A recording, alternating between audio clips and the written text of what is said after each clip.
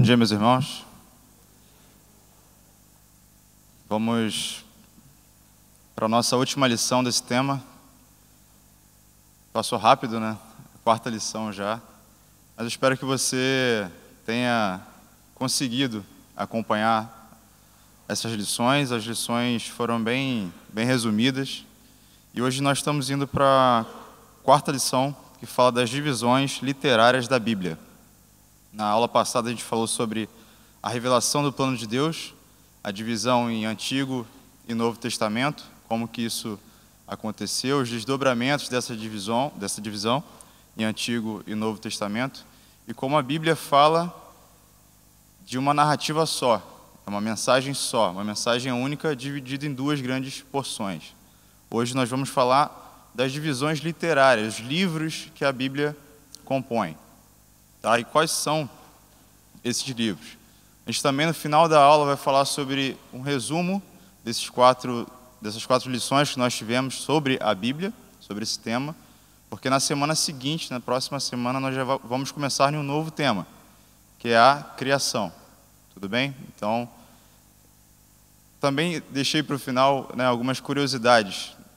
Vocês não vão achar no CETEB o que eu trouxe para o final dessa aula. No livro não vai trazer, que são algumas curiosidades sobre a Bíblia. Então, que você possa tirar proveito dessa aula, que Deus nos abençoe mais essa semana. Então, quais são os livros do Antigo Testamento?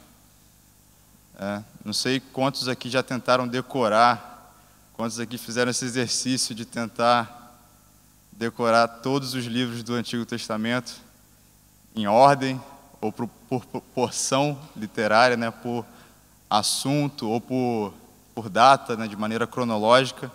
Mas é um grande exercício, é um grande desafio também para nós. Para facilitar, eu separei em algumas porções. Então, a primeira porção, o que vem primeiro na Bíblia, seria o chamado livro da lei, que contém Gênesis, Êxodo, Levítico, Números e Deuteronômio. São os 5 primeiros livros da Bíblia, também conhecidos como os livros de Moisés ou Torá, em hebraico, para o judeu principalmente, e o Pentateuco, que seria a versão grega da composição ou da coleção desses 5 livros. Como nós vimos lá na primeira aula, a palavra Bíblia, em grego, significa uma coleção de livros. A Bíblia ela é composta por diversos livros. E o que mais me fascina na Bíblia, uma das coisas que mais me chama a atenção, é que Deus se quis revelar, Ele se quis revelar a si mesmo, ao seu povo, a nós, com uma narrativa só, como a gente viu na última aula, com uma mensagem única, mas de diversas formas. Você vai ver que na Bíblia você encontra drama, você encontra um pouco até de humor, você encontra palavras poéticas, a gente vai ver um pouco disso mais para frente. Então você encontra uma diversidade de formas de como Deus fala conosco. Isso é maravilhoso. A mensagem, a narrativa é uma só, mas a Bíblia contém diversas formas, os gêneros literários. E essa primeira porção, ela trata basicamente, bem resumidamente, do começo da história de Israel. Ela relata a criação, as alianças, a saída do Egito e a peregrinação do povo de Deus no deserto. Isso de uma forma bem resumida. Aqui o propósito não é fazer um panorama de cada livro. A gente tem uma turma só para panorama, do Antigo e do Novo Testamento. Aqui é só para a gente conhecer, ou relembrar, na verdade, quais são os livros que contêm o Antigo e o Novo Testamento e o principal foco desse livro, e a principal forma de escrita também. Sempre que nós formos olhar para a Bíblia, ler a Bíblia, a gente tem que ter isso em mente. Quem escreveu? Qual foi o contexto? Como que nós podemos entender o que nós estamos lendo? Será que eu posso olhar para Êxodo, Levítico, Gênesis e tirar dali literalmente uma doutrina, como que eu faço isso? Qual é o meu exercício? A gente tem que entender qual é a mensagem, que a gente falou na aula passada, a narrativa toda da Bíblia, mas entender que cada porção, cada gênero literário, cada grupo de livros tem uma característica própria. Tudo bem? Então, nesses 5 primeiros livros, no Pentateuco, a gente vai ver, resumidamente, de novo, o começo da história de Israel, o relato da criação, das alianças, a saída do povo de Deus do Egito e a peregrinação do povo pelo deserto. Tudo bem? Isso resumidamente. Você vai ver que na aliança de Deus, na constituição da lei, esse povo ele é regido por 3 tipos de leis. A lei civil, a lei cerimonial e a lei moral. Algo muito específico, que eu não quero entrar no detalhe de novo. A gente tem uma turma de panorama para entrar no detalhe de cada livro, e hoje a gente está tendo, na outra turma, Deuteronômio, com o Ricardo, com o irmão Ricardo. Então, resumindo, seria esse o contexto desses 5 primeiros livros. Seguindo, a gente tem os livros históricos, que são Josué, Juízes, Ruth, 1º e 2º Samuel, 1º e 2º Reis, 1º e 2º Crônicas, Esdras, Neemias e Esther. Mais 12 livros, dentro dos livros considerados históricos. E o que esses livros relatam? Eles relatam a continuidade da história do povo de Deus, da história de Israel, de um período que consta de 1400 a 400 a.C. Esses 12 livros históricos, considerados históricos, eles relatam a continuidade da história do povo de Deus, da história de Israel, nesse intervalo de tempo. E também, resumidamente, relata a conquista da terra prometida, o Reino Unido, o reino dividido, o domínio assírio e o domínio babilônico e a volta do exílio. Então, se a gente fosse resumir o que contém nesses 12 livros históricos, seria basicamente isso.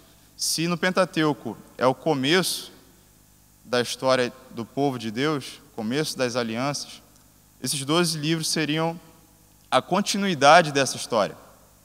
A continuidade, o progresso da nação, e com muitos altos e baixos, com muito drama, muita narrativa, muitas histórias acontecendo. Isso não quer dizer que no Pentateuco a gente também não tem narrativa, a gente tem muita narrativa, a gente também vai ver outros gêneros dentro dos outros livros, dos livros históricos também, você vê poesias, mas os livros históricos, se a gente fosse resumir, eles contêm basicamente, resumidamente isso: a conquista da terra prometida, o Reino Unido, o reino dividido, domínio assírio e babilônico e a volta do exílio. Avançando então para uma outra porção de livros, os livros poéticos. Nós temos Jó, Salmos, Provérbios, Eclesiastes e Cântico dos Cânticos. Mais 5 livros. E eu fiz questão de colocar aqui no slide a quantidade, porque você vai ver que para memorização, esses números eles ajudam um pouco. Então, eu tinha 5 no Pentateuco, mais 12 nos históricos e agora mais 5 nos poéticos. Então, você, se pensar um pouco matematicamente, você vai ver que vai fazendo sentido essas porções. Tá? E aí, o que contém também esses livros poéticos? Diferente da nossa poesia, ou da poesia que nós temos mais acesso, a poesia ocidental, Minha Terra tem Palmeiras, aquela rima rebuscada, a poesia hebraica, o que mais contém, ou a característica principal dela, é o paralelismo, que nem a gente ouviu agora de manhã no sermão do pastor Marcelo, em Salmos. Você vê que um versículo após o outro, ele vai reforçando a mensagem. Então você vê que a mensagem de cima quando vem embaixo, no próximo versículo, ou até mesmo na continuação do versículo, ela reforça a informação de cima. Isso é a maior característica da poesia hebraica. E no original, isso também fica mais evidente. Até uma outra característica marcante da poesia hebraica, que é a sonoridade. Quando você traduz, você perde um pouco isso. Até em música, né? Em música em inglês, às vezes, a gente ouve de uma forma, quando você vai traduzir, parece que não tem nada a ver. É como se fosse isso. O original, a sonoridade do original dos Salmos, por exemplo, se perdeu um pouco na tradução. Então, a poesia hebraica, diferente da nossa poesia ocidental, ela tem essa composição de paralelismo e uma sonoridade muito específica. Além disso, também tem uma vasto uso das metáforas e das comparações. A gente ouviu hoje de manhã, né, do florescimento, né, como as palmeiras, né, essa comparação do como, muito uso do como, para relacionar e trazer ao imaginário essa relação, essa comparação. Muito uso também de metáfora, de hipérboles, de exageros. Você vai ver muito isso na poesia hebraica. E o que essa poesia, o que esses livros poéticos, eles revelam? Algumas coisas. Revelam o caráter, a excelência e os propósitos de Deus. Através dos livros poéticos, nós conseguimos ver o caráter, a excelência e os propósitos de Deus. E também a forma como Deus deseja nos ouvir, né, através das orações e dos cânticos. Se existe um livro na Bíblia sobre louvor e sobre a oração, por que não usar a própria palavra de Deus para cantar e para orar? Isso também é algo maravilhoso da parte de Deus. Deus se revela não só o seu caráter, a sua excelência, a sua magnitude, mas também a forma como Ele deseja ser ouvido, a forma como Ele quer que nós nos direcionemos a Ele. Então, a forma como nós cantamos, oramos, também nós conseguimos encontrar na própria palavra de Deus. Tudo bem? Seguindo, os livros proféticos. E aí, a primeira divisão que a gente tem que ter em mente são os profetas maiores e os profetas menores. E a primeira pergunta que eu trago hoje de manhã: você sabe a diferença dos profetas maiores e dos profetas menores? Alguém tem uma sugestão? Não? Talvez o tamanho? Isaías era grande, Ageu era pequeno. Não, um era mais importante do que o outro. Não, esse aqui é o grupo dos maiores, esse aqui é o grupo dos menores. Esses maiores eram mais importantes, faziam parte da elite judaica. Não, é bem simples. O tamanho da mensagem, né, a proporção, a quantidade de escritos é maior em comparação aos profetas menores. Então, enquanto os profetas menores são bem mais objetivos e com escritas menores, os profetas maiores falaram mais, né, proclamaram mais. Por isso são considerados maiores. Não é questão de tamanho nem de relevância e importância na sociedade. Pelo contrário. Então, dentro do grupo dos profetas maiores, nós temos Isaías, Jeremias, Lamentações, Ezequiel e Daniel. Aí, de novo, quantos? 5. Interessante, né? Eu não tinha parado para perceber isso. Quando eu fui preparar o material, eu falei, poxa, 5, 12, 5, 12, isso vai se repetindo e talvez fique um pouco mais fácil da gente memorizar. E dos profetas menores? Oséias, Joel, Amós, Obadias, Jonas, Miqueias, Naum, Abacuque, Sofonias, Ageu, Zacarias e Malaquias. Quantos? 12. Está ficando interessante essa dinâmica, né? De novo, a gente, nesse curso, não tem a intenção, não é nosso objetivo, pegar cada livro desse aqui e te passar o contexto, mas o que cada porção que cada divisão literária tem, que contém, então, nos livros proféticos. O que nós podemos encontrar nos livros proféticos? Esses livros foram escritos durante o reinado dividido, que data de 930 até 586 a.C. E foi um período de uma intensa decadência moral e espiritual por parte do povo de Deus. Então, os profetas de Deus se levantaram, Deus os instruiu a falar, a proclamar, nesse período. Um período muito semelhante ao nosso, talvez. E o que compõe a profecia bíblica? Ali eu já coloquei um dado no slide, alguns dados no slide de percentual do que compõe. Mas o que vem à nossa mente quando a gente fala de profecia, de imediato é alguma coisa como uma vidência, algo como uma visão do futuro, uma previsão de longuíssimo prazo. Quando você ouve falar de profecia nos nossos tempos, sempre está relacionado a algo que vai acontecer no futuro. Mas o que mais chama atenção na profecia bíblica é que a composição dessas profecias, a menos de 2%, é referente à vinda do Messias, ou seja, algo que iria acontecer no futuro, profecias messiânicas, menos de 2%. Menos de 5% são sobre a nova aliança. Lembram das alianças do Antigo e a nova aliança, que a gente falou na aula passada? Menos de 5% são sobre essa promessa de uma nova aliança.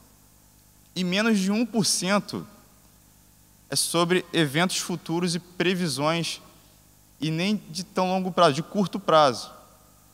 Quando um profeta se levantava para proclamar a vontade de Deus, para proclamar aquilo que Deus tinha para falar para o povo, por incrível que pareça, não era algo no longo prazo, uma previsão ou uma evidência na maioria das vezes.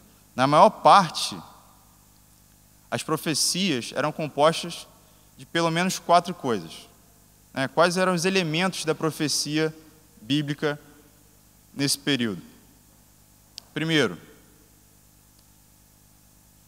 palavras de condenação do pecado. Os profetas se levantavam naquele estado de decadência moral e espiritual para confrontar o pecado do povo. Segundo, uma advertência do juízo divino.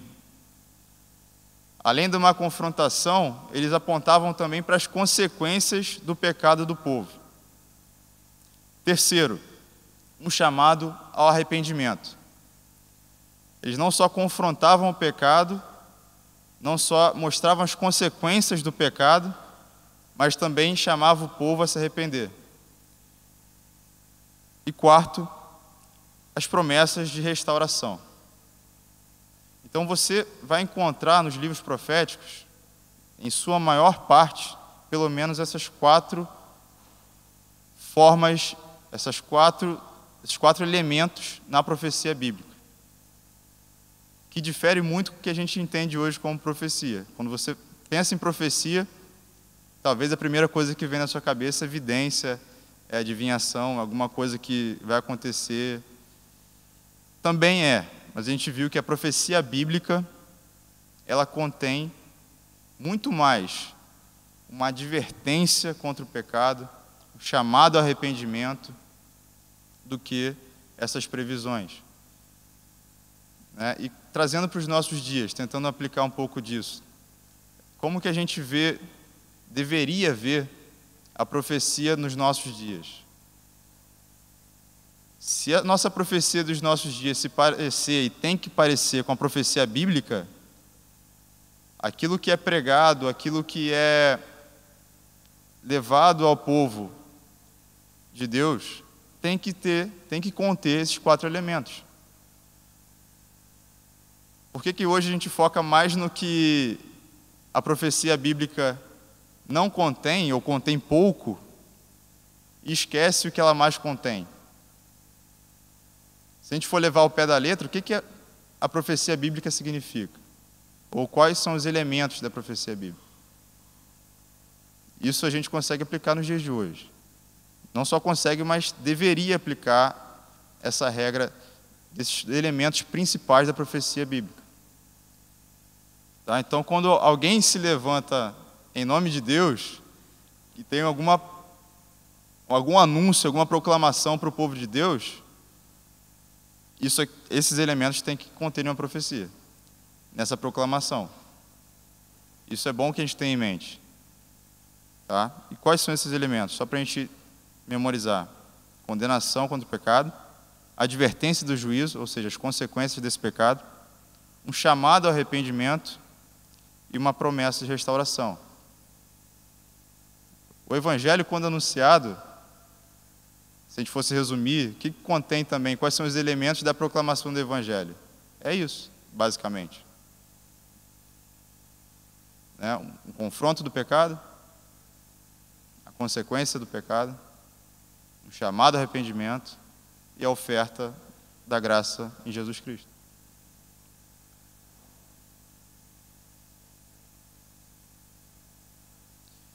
Então, cobrindo o Antigo Testamento, a gente tem esses tipos literários, ou esses grupos literários que nós falamos até aqui. E o Novo Testamento? O que contém o Novo Testamento? Bem, Novo Testamento, acho que para memorização fica um pouco mais fácil.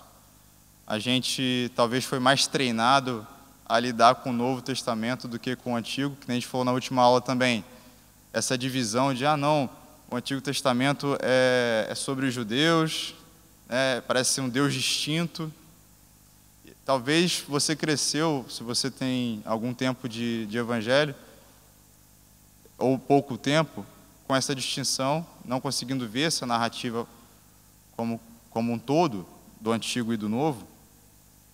Talvez você teve mais facilidade em lidar com o Novo Testamento e de memorizar mais o Novo Testamento. O que compõe a primeira porção, então, do Novo Testamento? Os Evangelhos: Mateus, Marcos, Lucas e João. E aí, de novo, mais uma palavra do grego. O Evangelho significa o quê? As boas novas, as boas notícias. E na época, quando os Evangelhos foram escritos, essa palavra tinha um peso real, um peso imperial. Era um anúncio dos imperadores ao povo. E os apóstolos, os discípulos, eles se apropriam dessa palavra para falar de um anúncio de um outro rei. De um rei de um reino que não era desse mundo. Em confronto total com os reis da sua época. Em distinção total com os imperadores da sua época. E o anúncio desse rei. As boas notícias, as boas novas. Então o Evangelho nada mais é do que o anúncio, as boas novas de um rei e de um reino. Então, resumindo em uma frase, seria isso: o Evangelho é o anúncio de um rei, de um reino que não é desse mundo. E o que contém o Evangelho? A vida, a obra e os ensinos de Jesus. Basicamente isso. Assim, de novo, a nossa pretensão aqui é que você minimamente memorize isso. Talvez em uma frase. O que contém os Evangelhos? O que significa o Evangelho? Esse grupo de livros, desses 4 livros do Novo Testamento. A vida, a obra e os ensinos de Jesus e o anúncio do rei, de um reino que não é desse mundo. Seguindo, Mateus, ele escreve a partir de uma perspectiva do seu próprio testemunho. O próprio Mateus foi discípulo de Cristo. Então, um testemunho pessoal. Ele escreve aos judeus, ele apresenta essas boas notícias aos judeus, aos israelitas. Lucas, por sua vez, ele escreve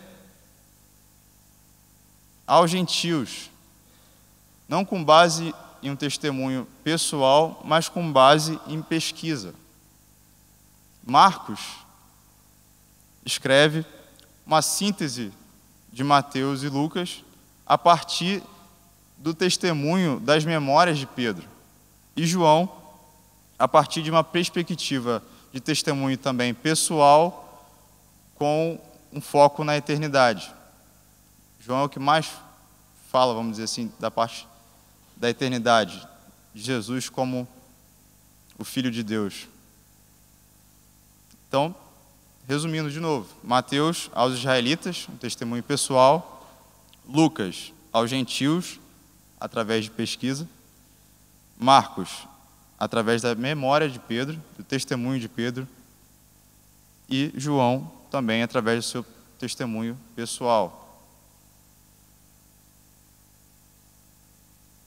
Seguindo, depois dos Evangelhos, é o livro que nós estamos pregando atualmente na catedral. Vem o único livro histórico do Novo Testamento, que é Atos. O que contém em Atos? Qual é a mensagem principal de Atos? Atos, além de grandes acontecimentos na vida da igreja, ela narra o desenvolvimento da igreja, os acontecimentos em Jerusalém e principalmente as viagens de Paulo, as viagens missionárias de Paulo. Mas isso é o que contém em Atos. Mas qual é o principal assunto de Atos? Às vezes, se você for ler uma passagem isolada de Atos, ou isolar um capítulo de Atos, você vai achar que, não, realmente Atos ali está falando sobre a conversão de Paulo, por exemplo, e você isola isso, e sem olhar o contexto. Mas qual é o assunto principal desse livro histórico, desse único livro histórico no Novo Testamento? Bem, resumindo também em uma estrofe, Atos, o assunto principal de Atos, e a gente tem visto isso na pregação de domingo à noite aqui, é a continuação do ministério de Cristo através dos discípulos, mediante a operação do Espírito Santo. Então, é a continuação do ministério de Cristo através dos discípulos, através da igreja, pela operação, pelo poder do Espírito Santo. É como se fosse a continuidade das memórias de Pedro. Como se fosse um livro só, como a gente viu. O Evangelho e a ação de Cristo através da sua igreja, mediante o poder do Espírito Santo. Seguindo, após Atos, nós encontramos as epístolas. O que são epístolas? São cartas. Eram a forma de comunicação daquele tempo. E a gente pode dividir aí também em dois grupos de epístolas. As epístolas paulinas, que a gente encontra Romanos, 1 e 2 Coríntios, Gálatas, Efésios, Filipenses, Colossenses, 1 e 2 Tessalonicenses, 1 e 2 Timóteo, Tito e Filemão. 13 cartas. E as epístolas universais ou epístolas gerais, que são Hebreus, Tiago, 1 e 2 Pedro, 1, 2 e 3 João e Judas, mais 8. Essas foram as cartas, essas foram as epístolas no Novo Testamento. E qual era a ênfase? O que continha nas epístolas? Qual era a ênfase de Paulo? Qual era a ênfase de Pedro a escrever essas epístolas? As epístolas eram o meio de comunicação mais importante daquela época e era usado para as congregações espalhadas pelo Império Romano. Então, em um mundo onde não tinha internet, a forma mais eficiente de comunicação entre as igrejas era a epístola. Então, para a igreja naquela época, as epístolas já tinham peso de escritura. Na nossa primeira aula, quando a gente falou sobre um resumo sobre a Bíblia, quando a gente começou a falar sobre palavra de Deus e escritura, a tentativa de separar isso, a escritura não é só o Antigo Testamento, não. Te convido a abrir em 2 Pedro 3,16, para você ver que a igreja já reconhecia os escritos dos apóstolos como escritura.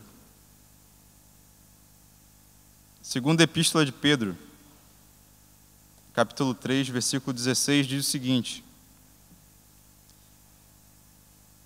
ele, Paulo, escreve desta forma em todas as suas cartas, falando nelas destes assuntos. Suas cartas contêm algumas coisas difíceis de entender, as quais os ignorantes e instáveis torcem, como também o fazem com as demais escrituras, para a própria destruição deles. Então aqui o apóstolo Pedro falando dos escritos de Paulo e comparando em mesmo peso as epístolas, as cartas, com o mesmo peso de escritura. Então, a igreja no primeiro século já reconhecia as cartas, a instrução apostólica como peso de escritura. Tudo bem? E qual era a ênfase paulina nas suas cartas? O que Paulo mais escreveu, vamos dizer, o que ele mais deu ênfase, enfatizou na sua escrita? As cartas de Paulo continham muita doutrina, instrução e exortação. Uma exposição abrangente do Evangelho, a gente encontra isso em Romanos. A identidade e a vida da igreja, a gente encontra isso em Efésios, Coríntios, Filipenses. E a segunda vinda do Cristo, em Tessalonicenses. Então, se a gente fosse resumir de novo, o que contém as epístolas paulinas? Muita doutrina, instrução e exortação às igrejas. E as epístolas gerais?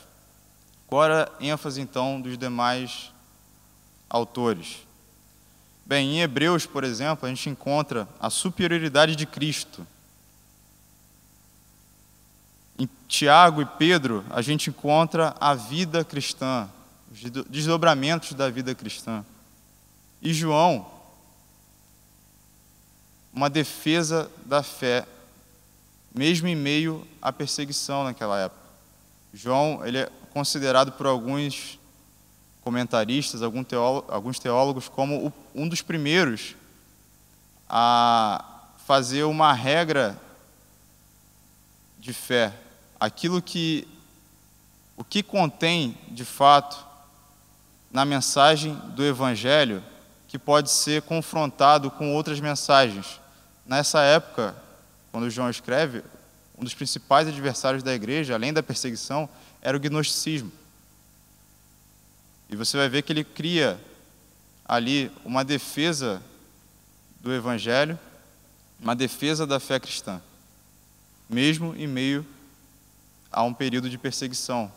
Ele já olhava e via que, além da perseguição física, existia uma tentativa de confrontar a mensagem do Evangelho com outras mensagens. A igreja no primeiro século também sofreu isso. Tudo bem?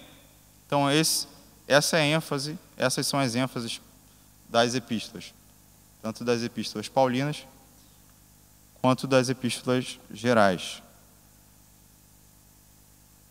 E avançando para o último livro do Novo Testamento, o livro apocalíptico. Apocalipse também, ou revelação, vem do grego. E o que contém Apocalipse? Assim como nos livros proféticos, que a gente viu no Antigo Testamento, hoje, quando a gente fala em apocalíptico, uma mensagem apocalíptica, muita gente já imagina logo, né, o fim do mundo, como vai ser, né, algo de Hollywood, assim, aquele filme, né? Mas o Apocalipse bíblico, o livro apocalíptico, a revelação bíblica em Apocalipse especificamente, se a gente fosse tentar também resumir, seria a vitória final de Cristo sobre reinos e poderes deste mundo, e uma riqueza de simbolismo, e uma profundidade que João usa para tentar trazer ao nosso imaginário como vai ser o fim de todas as coisas. E o maior perigo é se confundir em meio a esse simbolismo. E isso a gente vê muito na igreja hoje. Olhar para um livro apocalíptico e querer tirar algumas conclusões, talvez muito sem conexão de toda a mensagem bíblica. Ignorar todo o restante dessa narrativa que a gente falou nas últimas aulas, que é uma narrativa única. Então, seria a vitória final de Cristo sobre reinos e poderes deste mundo. A vitória final do Cordeiro.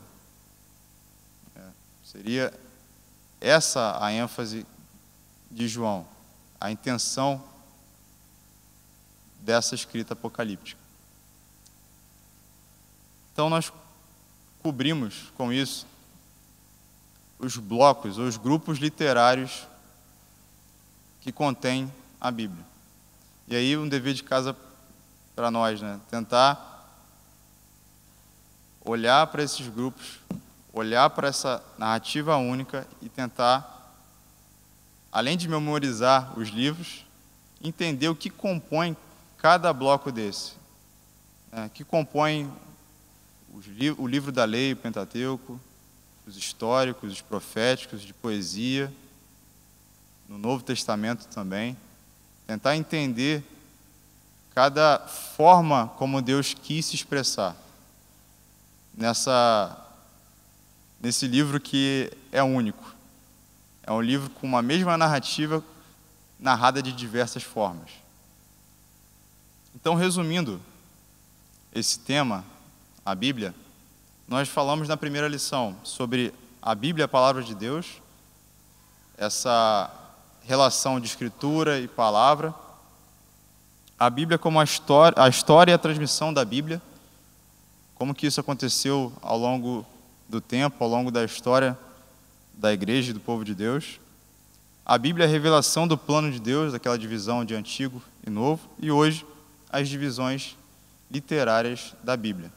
Espero que você tenha conseguido acompanhar, conseguido memorizar e guardar coisas valiosas desse primeiro tema. Na semana que vem a gente vai seguir para o segundo tema, que é a criação, e que você possa ter isso em mente, porque, como a gente falou na primeira aula, o ponto de partida, o fundamento, tem que ser a palavra. Como que eu vou falar sobre a criação, como que eu vou falar sobre as alianças, se eu não tiver um ponto de partida? Então, o nosso ponto de partida já foi dado. A gente conseguiu cobrir esse primeiro tema com 4 lições. E aí, como eu falei com vocês no começo dessa aula, eu trouxe algumas curiosidades. São pelo menos 3 curiosidades aqui, né? A divisão da Bíblia em capítulos e versículos, como que isso aconteceu, não sei quem aqui sabe. Qual foi a primeira Bíblia impressa com capítulos e versículos? E o maior e o menor capítulo da Bíblia. Alguém aqui sabe,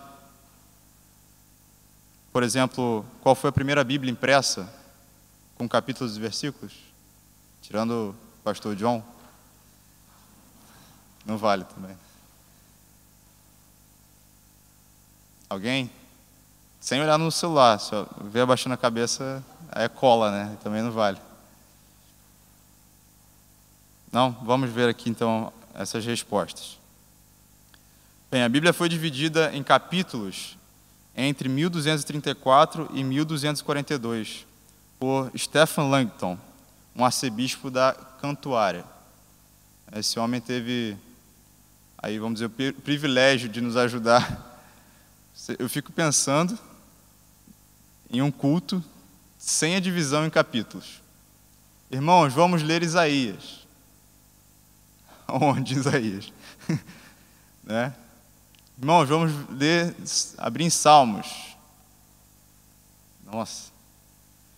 Bem, então nesse período, né, de 1234 a 1242, Stephen Langton, um arcebispo da Cantuária, fez esse excelente trabalho de dividir a Bíblia em capítulos. E a divisão em versículos? Como é que se deu? Bem, o Antigo Testamento ele foi dividido em versículos entre o século 9 e o século 10 pelos massoretas. Já ouviram falar nesses massoretas? Foram escribas judeus, também para facilitar na leitura, facilitar nos estudos das Escrituras. E o Novo Testamento foi dividido em versículos em 1551, bem ali próximo ao período da Reforma, por um impressor francês chamado Robert Estienne. Também uma bênção para as nossas vidas, né? Isso facilita muito, mas assim, enormemente, a forma de estudar a palavra, a forma de trazer a palavra em culto público, a forma de proclamar a palavra. Eu não me imagino, sinceramente, hoje, nos nossos dias, sem essa divisão em capítulos e versículos. Pensa no Salmo 119. Né? Então, a última curiosidade, as duas últimas, né? Qual foi a primeira Bíblia, então, impressa com capítulos e versículos, já nessa estrutura que a gente tem hoje? A primeira Bíblia impressa em capítulos e versículos foi de Genebra, em 1560. Foi a primeira Bíblia com essa divisão em capítulos e versículos. E aí, as duas últimas curiosidades. Qual o maior capítulo da Bíblia? Esse acho que é mais fácil, né? Salmo 119 contém 176 versículos. E o menor capítulo da Bíblia? Também está em Salmos 117, com apenas 2 versículos. Eu pensei em trazer também a discussão de qual o menor versículo, por exemplo. Você fala, Jesus chorou, tal. Mas lá em Jó também tem, dependendo da tradução, né? Disse Jó, que ainda é menor do que Jesus chorou em número de letras. Mas depende da tradução. Então, se você for pegar uma tradução que esse versículo especificamente, disse Jó, em uma outra tradução vira uma frase gigantesca. Então não tem como ficar competindo muito. Bem, gente, essas curiosidades a nível mesmo de acréscimo, mas são curiosidades bacanas. A fonte dessas curiosidades está na Sociedade Bíblica do Brasil. Lá tem umas perguntas e respostas bem interessantes.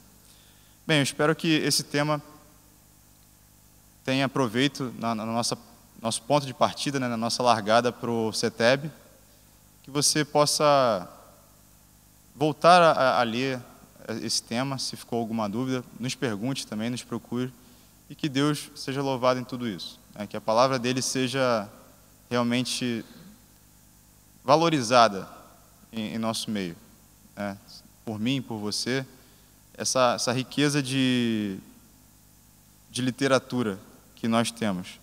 E para fechar, como na aula passada, eu trouxe uma frase do Charles Spurgeon, eu trouxe aqui uma citação sobre a vida de John Bunyan. John Bunyan, ele foi um puritano, viveu no século XVII, em meio a uma Inglaterra onde muitas idas e vindas políticas e religiosas aconteciam. E ele foi preso inúmeras vezes por pregar a palavra de Deus. Se fossem somados os anos e os tempos que ele viveu na prisão, daria um total de 12 anos. preso por pregar a palavra de Deus. Por quê? Naquela época, se você não era um conformista, ou seja, se você não fosse a favor que a igreja fosse estatal, você não poderia pregar no raio de 8 quilômetros, se eu não me engano, do centro de Londres, do centro da Inglaterra. E ele se recusava a não pregar. E esse homem, John Bunyan, escreveu o segundo livro mais impresso e mais lido de todo o Ocidente, chamado O Peregrino. E aí, só uma nota sobre ele. Era dito que seu sangue era composto de versículos bíblicos. Tudo o que Bunyan escrevia era repleto da Bíblia. Na verdade, a Bíblia era o livro que ele carregava consigo a maior parte do tempo e o único a que tinha acesso durante os dias de prisão. O Peregrino, esse livro que é o segundo mais impresso no Ocidente e mais vendido, só perde para a Bíblia, foi escrito na prisão, onde Bunyan só tinha acesso a um tipo de literatura, ou um tipo de livro, que era a própria Bíblia. Então, a partir da Bíblia, esse homem escreveu o que escreveu. Então, não menosprezemos a palavra de Deus. A palavra de Deus ela é rica, literalmente. A gente pode encontrar nela, como eu falei, drama, emoção, um pouco de humor, romance, lei, que a gente possa ter o prazer em buscar na palavra de Deus essas coisas. Amém?